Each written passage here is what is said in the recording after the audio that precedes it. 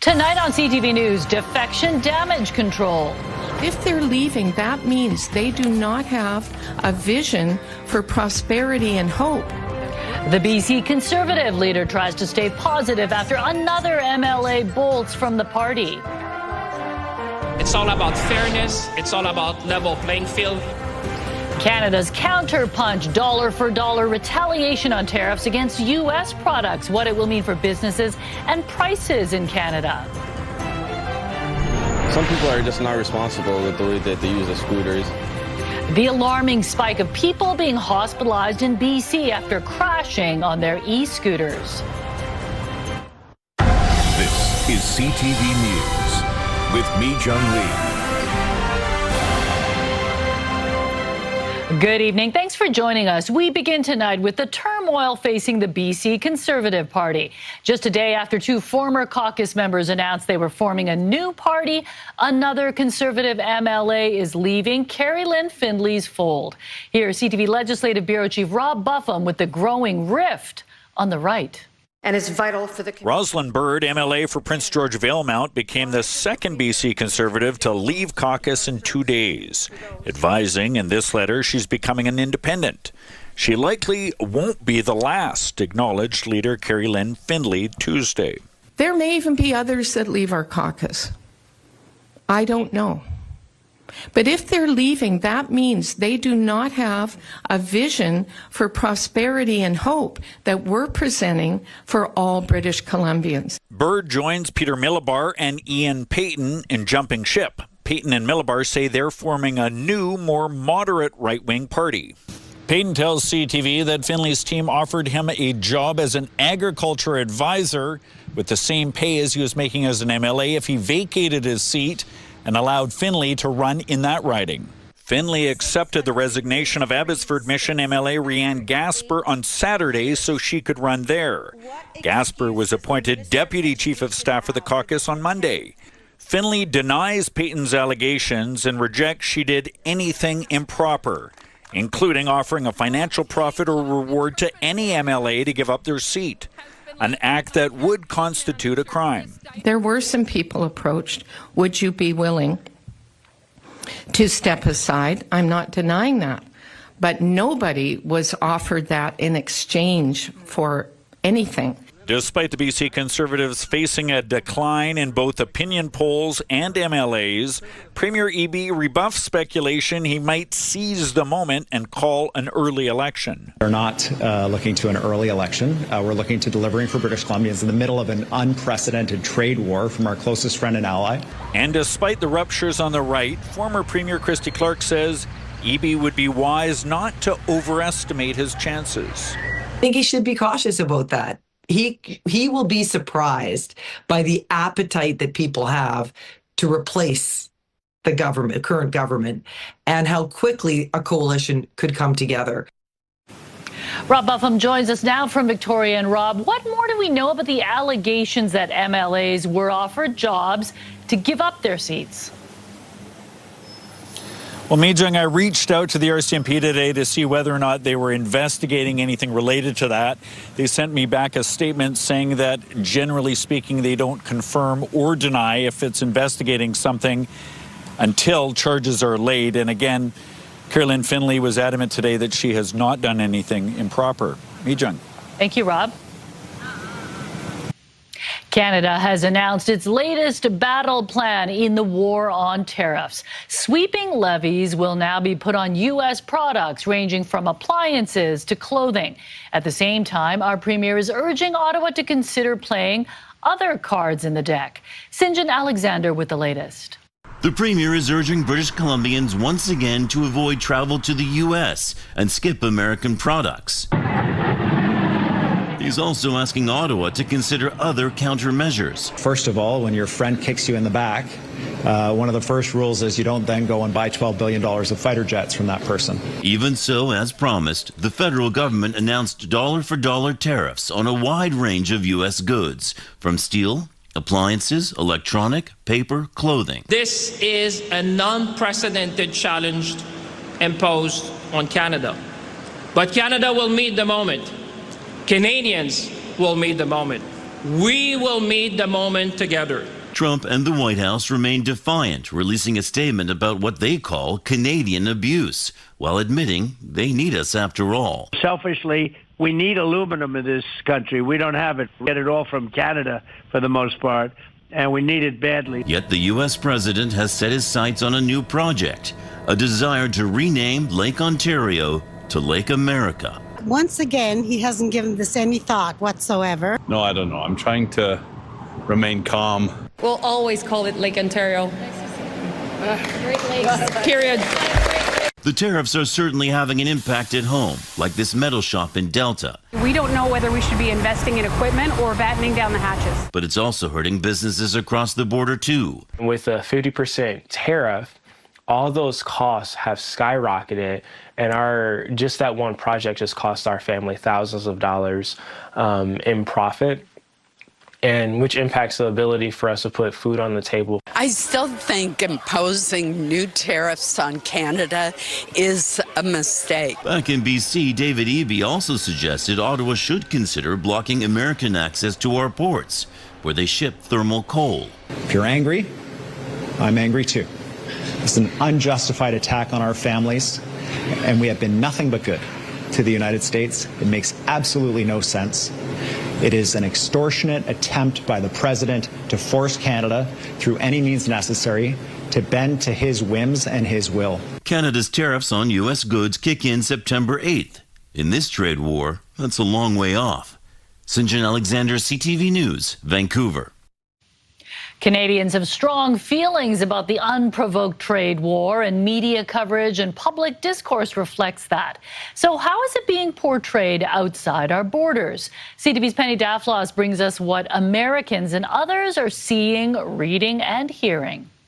Mark Carney has made headlines around the world. You're at war when you get attacked. We got attacked. With reaction continuing to pour in as the PM fights back against American tariffs. I don't think Americans are understanding it from the Canadian point of view, but this looks to Canadians like a war on Canada. Coverage in the U.S. ranges from diplomatic. This is not sounding like a good deal for Canada. To outright scathing analysis of their president's goals. The United States is interested in destroying Canada. As the trade war makes headlines south of the border. It is necessary to stand up to a bully. The Wall Street Journal featured BC's premier as it doubled down on its position that it's the dumbest trade war that makes no economic or political sense. The Canadian political system is fairly united here. Some of Donald Trump's proxies defended his position. There's no possible way it can really affect U.S. well-being. There is absolutely no way that President Trump is going to make a bad deal for the American people. But Fox News has also broadcast criticism of Trump. Remember, tariff is another word for tax. And even his former vice president has spoken up. The last thing we need right now,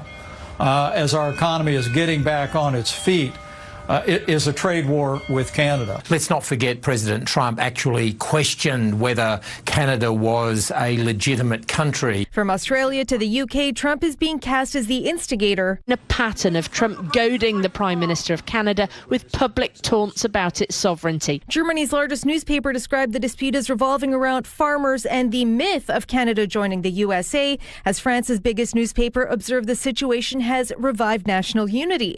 The BBC had live coverage of developments, but also pointed out Carney sees little support from EU countries. Mark Carney has done something very unique. It doesn't come without political risk. The Prime Minister is still receiving plenty of praise. Trump has finally met his match in Mark Carney, as many Americans lament the situation. It's heartbreaking to see what's going on right now. We love the United States, obviously, but we also love Canada. Penny Daflos, CTV News, Vancouver.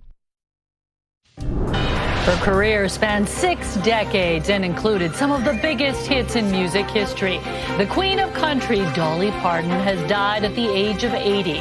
We'll take a look back on the remarkable life of the beloved American music icon and philanthropist later tonight on CTV News at 6. Now let's head down to the PA. Check in with Caroline. And Caroline, you are checking out one of the favorite attractions at the fair.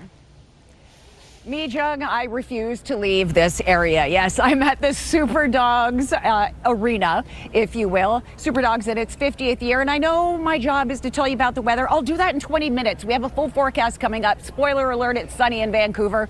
I have Ren here, my friend, who has challenged me to a race. So I'm not one to back down from a challenge, so I think we're ready to go. And 3, 2, 1. Oh. All right. Ren, I think, lapped me. Oh, I'm coming back to Ren. Yay! Okay, I let Ren win. I'm just not wearing the right pants. That's why. Yeah, so Super Dogs, the Super Dog show runs 3 times a day, 4 times on Friday, Saturday, and Sunday. How am I out of breath leaping over 2 blocks? Mijung, I'm going to need a moment to recover with my friend Ren. Aw, cute. Next time we'll see how you do with the right pair of pants or shorts. Thanks a lot, Caroline. Thank you. It's only the wardrobe. That's why she won. That's right. Talk to you later.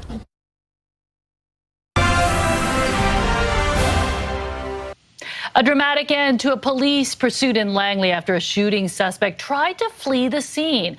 Lauren Pullen is following this in the Breaking News Center. Lauren, this all unfolded in Aldergrove last night. What do we know about the shooting and attempted getaway?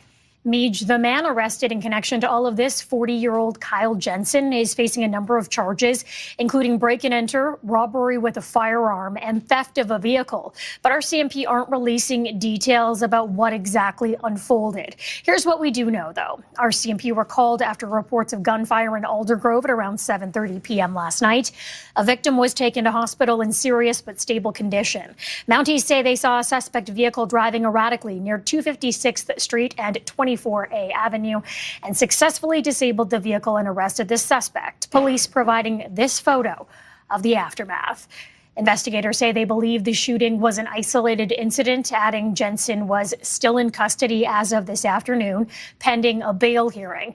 Anyone with information or video from the area is being asked to contact Langley RCMP. Meech. Some tense moments there. Thank you, Lauren.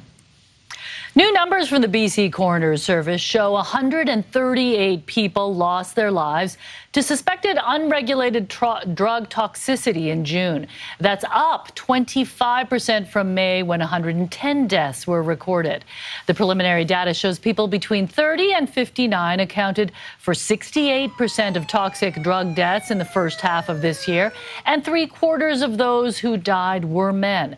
The Fraser and Vancouver coastal health regions recorded the highest numbers, together accounting for more than half of the province's deaths.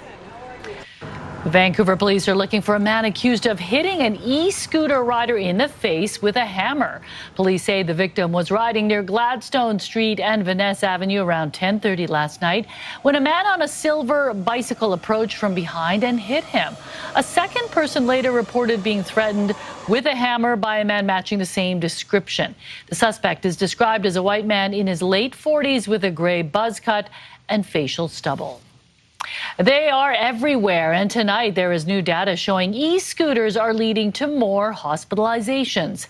Injuries have spiked significantly over the last year, with BC seeing the largest jump among the country's most densely populated areas. CTV's Martin McMahon has more. Speeding in traffic and then zooming through traffic. E-scooters have become a popular, convenient, and fun way to get around, but new stats from the Canadian Institute for Health Information show there were 172 e-scooter hospitalizations in BC from 2025 to March of this year. BC had a stable number of hospitalizations for several years. This year, they have by far the greatest jump. Nationally, nearly 1 in 5 of those hospitalizations were due to head injuries. We're not just talking about necessarily scrapes and bruises. We're talking about someone who's admitted into the hospital to receive inpatient care. It usually denotes seriousness of their need. You know, that 19% of these hospitalizations include those, and those can really be life-altering injuries for people. We shared some of those stats with people in downtown Vancouver. I think that's a lot of accidents, and I think in this case, riders should be wearing their helmets much more often and really be using their safety and taking lots of precautions for their safety. If you just drive safe, there won't be a problem. I mean, obviously, the people might not be paying attention while they're driving, but, you know, high speeds, slow down. Some people are just not responsible with the way that they use the scooters, which puts drivers in a tough position. Yeah, for me, scooters is so safety. Every day I'm use Lime, and yeah, I appreciate Limes. This all comes in the middle of a 4-year pilot project as the province works to determine whether to permanently authorize the use of e-scooters. Martin McMahon, CTV News, Vancouver. With just 2 weeks until the start of the school year, many BC families are feeling the pressure of rising costs. As CTV's Kevin Chirac reports, a Vancouver charity is seeing soaring demand for back-to-school supplies and is struggling to keep up. I got a backpack. I'm from Dinosaur. Kenneth is gearing up for grade 3, one of many children picking up backpacks and other school essentials for the upcoming year. For many families, the giveaway offers some relief from rising back-to-school costs. Every year it just goes up a bit, and it does add up with our finances. Organizers of the annual event say many families are scraping just to get by. Families are forced to make hard decisions between paying rent or utilities or food. The organization handed out free supplies to nearly 200 families Tuesday, but says even that isn't enough to meet the growing demand. The need is so great that even at 200, we'll run out of supplies, and there's still families in need. Experts say the pressure comes from a combination of economic uncertainty, inflation, and the high cost of living. Industry estimates suggest families could spend between $600 and $750 per child on back-to-school shopping this year. Affordability has declined over the past few years, especially in British Columbia, where things are getting more and more expensive.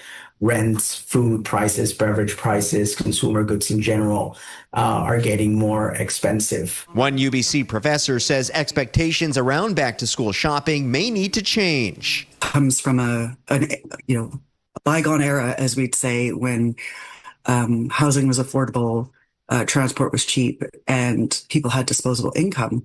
That's not the case anymore. A recent survey found 4 in 10 Canadians expect to spend more on back-to-school shopping this year than last, highlighting the financial pressures many families continue to face. Kevin Chirac, CTV News, Vancouver. Vancouver police are asking for the public's help finding a missing 29-year-old woman. Danielle Lowe was last seen around 11:30 last night, walking her golden retriever Ollie near Commercial Drive and East 12th Avenue. She's described as 5'4" with a slim build and was last seen wearing a blue and white flannel shirt with light blue ripped jeans. Police say if you find her, stay with her and call 911 immediately. We'll head back to the PNE to check out the new food items being offered this year. Definitely not just your traditional fair food. Also ahead. Nearly strangled by plastic pollution, what it took for rescuers to save the life of a sea lion off Vancouver Island. When CTV News at 6 continues, stay with us. Today, we got a tour of some of the new food offerings and veteran vendors offering up their creations at this year's PNE. As CTV's Shannon Patterson reports, the fair has moved beyond traditional theme park cuisine. Thank you. Thank you. Food has become a huge part of visiting the PNE. Vancouver was the place that really broke away from those traditional fair foods to have a more elevated experience. On this year's menu, these are maple bacon wing waffle stacks. I have the Twisteroni, so it's our take on a pizza on a stick. We're doing Spam-A-Lot, which is some nice cut up spam, fried with some mustard on top, drizzled, and a little bit of panko parmesan, our little secret ingredient. Some fair veterans are trying out new flavors. We came up with a brownie chocolate cake mini donut. We've always wanted to have a chocolate batter. And others have made it a family affair. This is a crispy ginger beef pierogies. Ryan Carlos has been selling pierogies at the PNE for a decade. It's his brother Michael's first year selling nachos right across the way. He loves this business. He always has. He's helped me out for years. So he decided this year he'll step it up and do his own, right? He's almost the mentor, right? So he's the sensei, I'm the grasshopper. He's been there for a long time. So do I see this competition?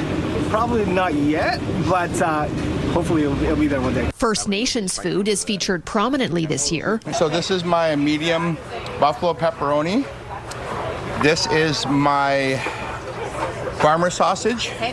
And this is my buffalo garlic coil. And so is Canadian pride. We're seeing a lot of bacon bits, maple syrup, things that really celebrate the patriotism a lot of people are feeling right now. While there are plenty of fried options, I say to people, if you can deep fry it, we'll serve it here at the fair. There's also more upscale cuisine from the PNE's executive chef. A lamb merguez sausage with red pepper and mint relish and arugula salad. For vendors hoping to go viral, how it looks is just as important as how it tastes.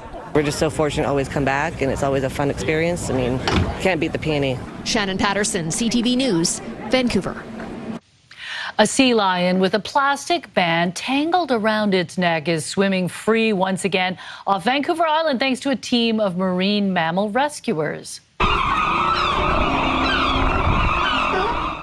The 280-kilogram California sea lion spotted near Metchosin was first reported to the Vancouver Aquarium Marine Mammal Rescue Society on August 1st.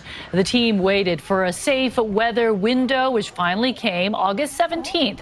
They sedated the sea lion and removed the plastic packing band from its neck. The mammal was given medication and identification tags, with the team monitoring it until it was alert and upright. Rescuers say reports from the public are key to responding quickly. Each year we do get calls specifically about sea lions who are entangled in some sort of marine debris. We do ask that people obviously call that into the Fisheries and Oceans Canada Observe and Report hotline, and that way we can find out about these animals. They can also call it into our hotline, and we'll be able to work really closely with Fisheries and Oceans Canada to be able to assist with these rescues.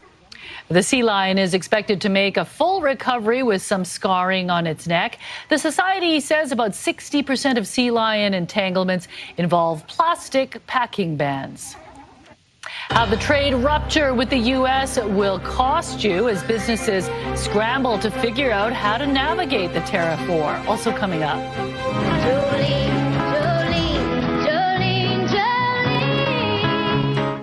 Musical legend Dolly Parton has died. How she rose from poverty and became a groundbreaking singer-songwriter. What she said just a few days before her death. That's ahead. Store owners and consumers across Canada are left wondering how this trade war is going to impact their daily lives. Many businesses stocked up on supply in anticipation of tariffs, while others are forced to come up with a new plan. But either way, customers are being warned to brace for higher prices. CTV's Tyler Barrow explains. It's a tough time for truck owners with tariffs on the horizon. Here's what a new brake rotor will soon cost. $800 to replace this, and now it's going to cost upwards of $1,000 or more. That's because of a September 8th tariff that will add a 25% increase to steel imported from America. Canadians will see an increase of a long list of auto parts. So we have to pass that cost on to the customer when the cost of it increases. Large kitchen appliances are also being targeted. Brand products like GE, Whirlpool, and Frigidaire have been hit with 25% tariffs. Bow West Appliances has been bracing for the tariffs. It's been carrying 50% more refrigeration stock over the past few months. It's not going to be I don't believe, as big as an impact as some people think. But of course, with some, they will put the prices up because they can. The new tariffs are hitting some grocery items too. This local market in Bridgeland will simply adjust when it comes to the additional 25% on American cheese. We'll just shift from buying U.S. cheeses to domestic or French, British, or Swiss. Like many, Joseph Treya is still trying to understand the full impact of the new tariffs. One economist argues it will be consumers, not American producers, who feel the brunt of the increased tariffs. We're effectively taxing our own citizens as a way to try and teach the Americans a lesson. It's why tariffs are such a ridiculous policy. But for now, at least, many Calgarians are willing to take on the extra cost. I would pay extra to buy Canadian. 100%. I think we have something to be proud of. Tyler Barrow, CTV News, Calgary.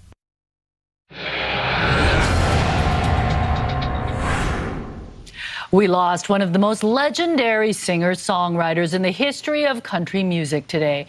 Dolly Parton has died at the age of 80 after a brief battle with cancer. She, of course, rose to stardom as a singer and performer, but is also cherished for her philanthropy, investing millions in child literacy, COVID vaccine development, and so much more. CTV's Jean-Yves Beauchemin shares Dolly's story. Out of bed and I stumbled to the kitchen. With her outsized personality and hairdo, Dolly Parton lived her life in rhinestones. Just because I'm blonde, don't think I'm dumb. But down-to-earth empathy shone through in the music she brought to millions worldwide. I don't think about my life in terms of superstar. I'm just a working girl. I always say, and it's the truth, that I am a workhorse that looks like a show horse. Just days ago, she shared a health update with fans, saying she was dealing with issues and that even though she was healing, she was still working. Jolene, Jolene, Jolene, Jolene. Dolly Parton often said, as she did in song, that she was a country girl's version of glamour. She rose from poverty, the fourth of 12 children, her mother making clothes from rags, to riches, attaining glittering country music stardom and crossing genres.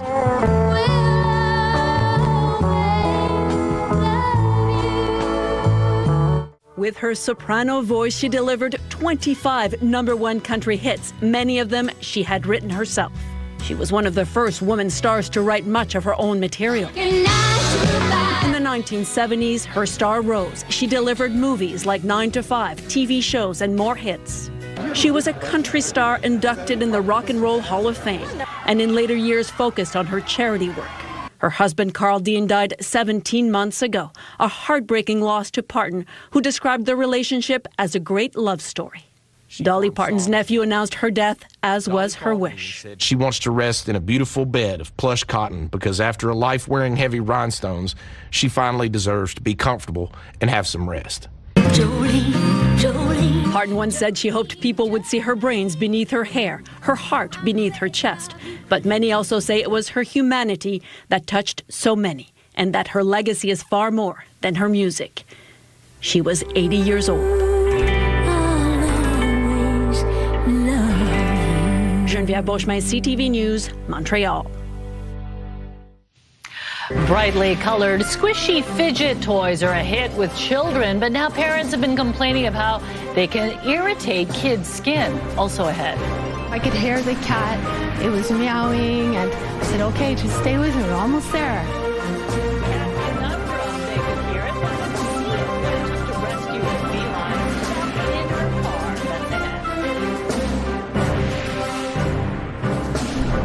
Time now for tonight's Skywatch, the CTV drone with a great view of False Creek, bed of downtown Vancouver and the North Shore Mountains under a sunny early morning sky. I got your full forecast coming up. CTV Skywatch is brought to you by Kermac Collision and Autoglass, the name you'll remember when it matters. Kermac cares for kids. Car mechanics are used to getting into some hairy situations, but this time the hairy situation came to them. A stowaway kitten got stuck in a Calgary woman's car, and it took a whole crew to get it out. CTV's Jordan Canigan has more on the cat's adventure and new home. Preeti Rockra knows the engine of her new vehicle purrs. She wasn't expecting it to meow. He noticed that the meow sound was coming from my side of where I was parked in the garage. The sound of the feline started coming from the car on Saturday. They checked under the hood, around the engine, underneath the SUV. We knew that the cat was more than likely stuck, but we would hear the cat here, and then we would hear the cat up front. A mobile mechanic couldn't find the cat over the weekend, so on Monday morning, Rockra took the vehicle to Lexus of Royal Oak. A short 5-minute drive, but it sure felt long. So I could hear the cat. It was meowing, and I said, okay, just stay with me. We're almost there. So as I brought my car in to service, everybody was so fascinated by this because they said they've never, ever experienced this before. The SUV was lifted up, parts removed underneath. He just grabbed the cat out of the undercarriage of the car, and I'm like, oh my goodness, there's a live cat in there. And I'm like, wow. The young feline found alive and well. Got it some food and water. From there, we let the guests know that there was a cat in the engine bay. Obviously, it was not their cat, and let us know that we could take care of it as needed. We took the cat into a local vet, found it didn't have a microchip. So one of the technicians decided to adopt the kitten to give it a new home away from an engine. I come in one day and it's like there's a cat in the car and I'm like, oh, wow, that's something you never see every day. And it was such a great moment for me to know that the cat was saved and it survived. Jordan Canigan, CTV News, Calgary. And let's go back out to the PNE. Caroline, you've raced a dog, but there's lots more adventures that you're about to encounter. And of course, food is one of the popular things for a lot of people at the PNE. Oh, yes. I've got a delightful dish ready to go after my forecast, because I guess I have to work and tell you about the weather first. So let's get right to it before we watch the Super Dogs and I get to eat my bomb nachos. That's what I said. All right. Serious business, though. The air quality warnings are still very much in effect for the areas that you see highlighted there, including Chilliwack, Hope, Merritt, Osoyoos, Princeton. Of course, if you have any respiratory issues, please do try and limit your time outdoors if possible. To the forecast for tomorrow. Port Hardy, mainly cloudy, some showers, 16 degrees. Campbell River, Comox, mainly sunny, and temps in the low 20s. Tofino, tomorrow, light showers and drizzle throughout the day. High of around 17. Port Alberni and Nanaimo, Gulf Islands, mainly sunny skies. Port Alberni, 26 degrees. Victoria, mix of sun and cloud and a high of 22. Sunshine Coast, see some sunny breaks, high of 23. Sea to sky, mainly sunny skies, temps in the mid-20s. Lower mainland, sunshine all around. High in Vancouver, 21 to 22 degrees. As you head in the valley, temps approach the mid-20s. Chilliwack again under the air quality warning, so keep that in mind there. Now the sun will leave us Thursday when the showers return, but that's short-lived, as you can see. Mix of sun and cloud will take over. No huge changes. Temps holding steady in the low 20s. Right at the end there, notice the dip in temperature. Yay! I almost dropped the bomb nachos. I almost... Me, Jung, I don't know what I would do. So these are bomb nachos, and I've asked what makes these bomb nachos and not just your basic everyday nachos. First of all, we know the PNE doesn't do anything basic. I can smell some heat, so I know it's going to have a little kick. I also see pickles, so clearly someone here knows me well. I love me some pickles. There's onions. If we can get a close-up on that. Look at that. Those are bomb nachos. So it looks like sweet, pickles, hot, and I just really want to eat them all. You know the PNE, me, Jung. Nothing is boring when it comes to food. And I feel that's something that's better eaten off camera, because it looks like it could be quite a mess.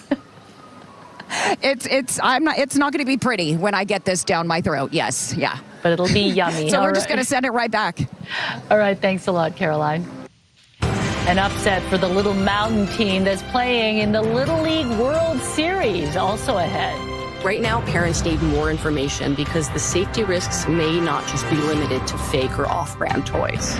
A Health Canada warning about squishy toys that are popular with kids. Some have complained that the material inside can irritate skin. That story ahead.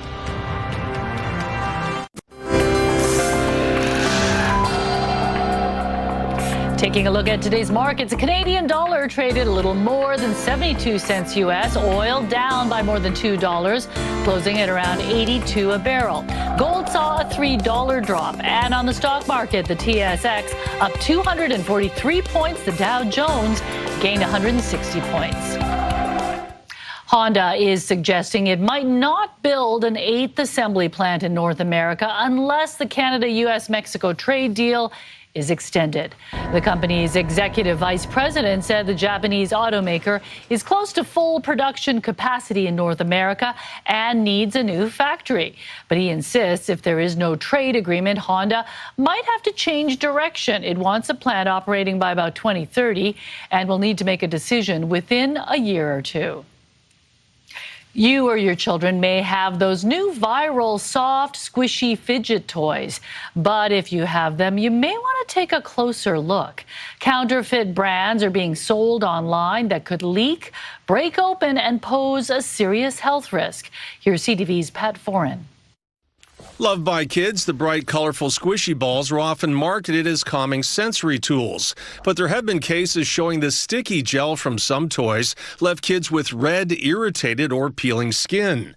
Amazon told CTV News following safety concerns, some squishy toys have been removed from its website. Earlier this month, the Consumer Product Safety Commission issued a warning about fake and counterfeit squishy toys that may pose serious risks to children. Consumer Reports found children were injured after squishy toys burst open. We do know that the risks are not just limited to counterfeit products. And we know that because as part of our investigation, our safety experts bought several toys and tested the gel inside. And one had an acidic pH, the same as lemon juice or vinegar.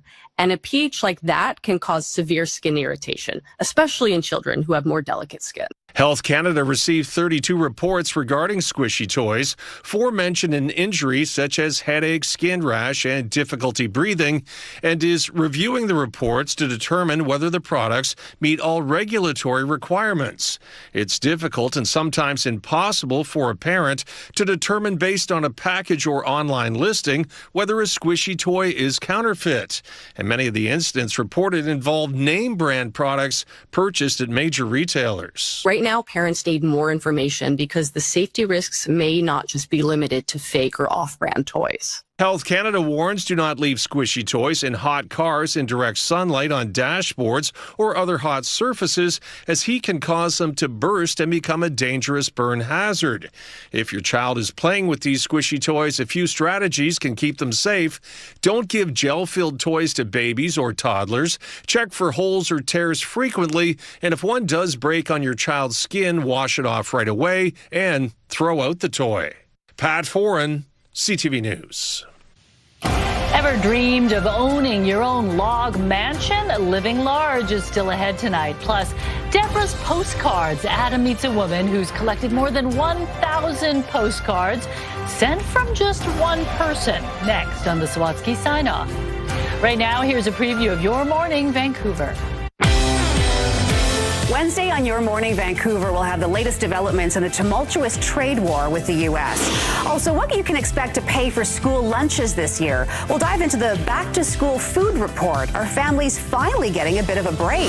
Plus, Ultimate Champions. We'll meet some of the young Canadian disc players who just won gold at the Worlds. We'll see you in the morning. Swing and a miss. It doesn't bother Kian Sandu or Canada. Vancouver keeps on cruising. More Little Mountain magic today at the Little League World Series. The team from Vancouver survived a third elimination game, pulling off a major upset with a 5-1 win over South Korea, who beat Canada 7-0 earlier in the tournament. Little Mountain will try to win another shocker tomorrow when they take on Japan. BC Lions quarterback Nathan Rourke has earned CFL Player of the Week honors for his outstanding performance against Saskatchewan. To the 23 of the Riders, Rourke with time again. Rourke threw for 355 yards and a pair of touchdowns in the Lions' dominant 30-16 win against the Riders. The 2025 CFL Most Outstanding Player has helped lead the Lions to a 4-game winning streak, putting BC back into a playoff spot.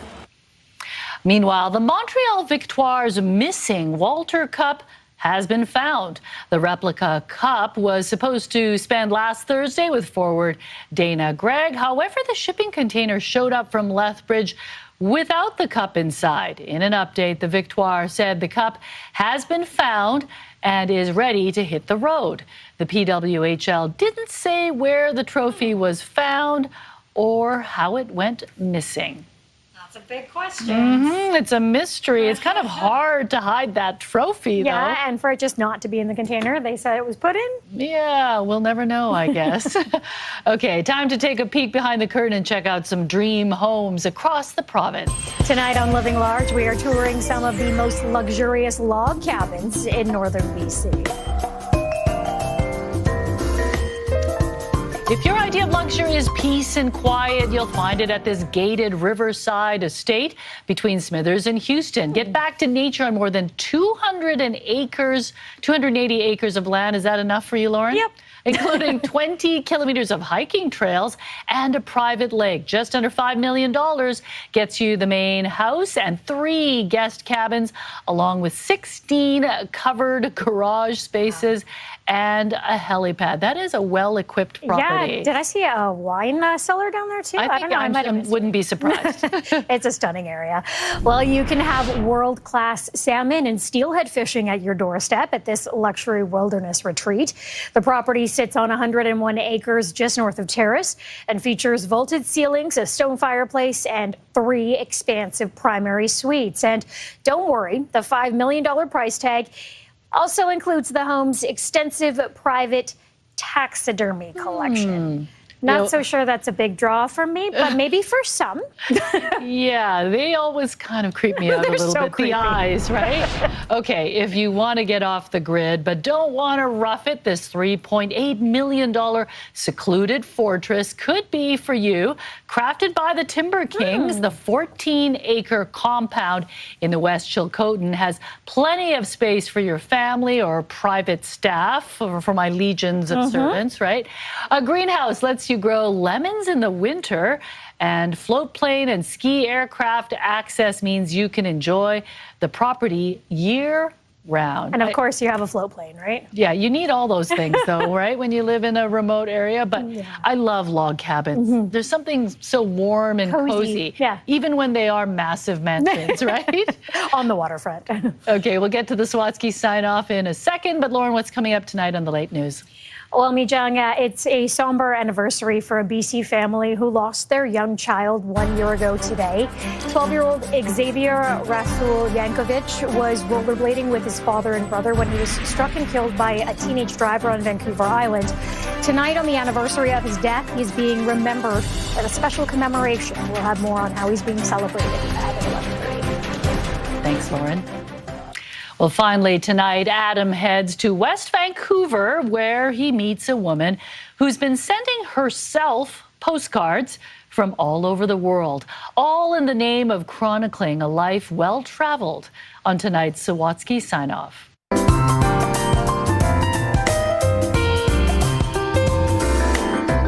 To appreciate who she could be mailing her latest postcard to, we have to go back to when Deborah Dolan sent her first.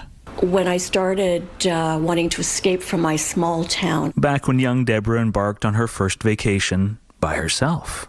A journal was just too heavy in a backpack, and I didn't want to carry a camera. So, when she found postcards that depicted the place perfectly, she wrote about her impressions. And it makes you be concise and in the moment. And then sent them to herself. And when I came back, there they were.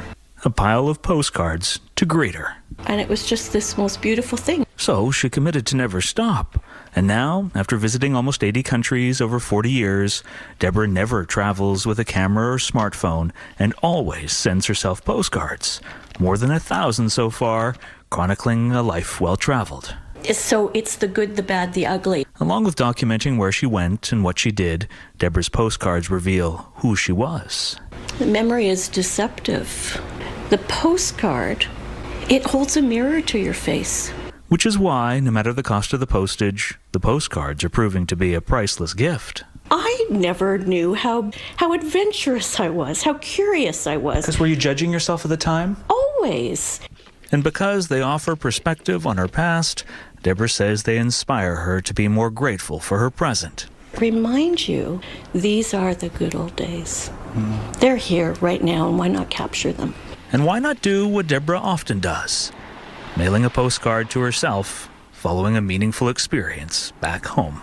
Your stories matters. Your place here on earth matters. And why not celebrate it? Adam Sawatsky, CTV News. The Sawatsky sign-off, brought to you by 1-800-GOT-JUNK. They make junk disappear. All you have to do is point. I think that is positively brilliant, what she did. Perfect way to have those memories and the pictures that aren't on your endless roll on your iPhone, but you have it somewhere else you can hang. Yeah. Yeah, and the postcards, you know, the pictures are way better than the ones you can take anyway, right? I'm sharing those special memories. I love postcards. I send them all the time when I would go traveling, not to myself, but to family members and that kind of stuff. And I think it's just a perfect little snapshot of where you were at that time in your life. Yeah, and if you send them to yourself, you get home and you can prolong the joy of your vacation. Right? I will say sometimes I cheated, though, depending on how expensive postage was in that country, because sometimes it's like $7. So I would just put it in my suitcase and like, I love you. You do what you got to do, right? All right, Lauren's back tonight at 11:30. Thank you so much for sharing part of your evening with us. Good night. See you tomorrow.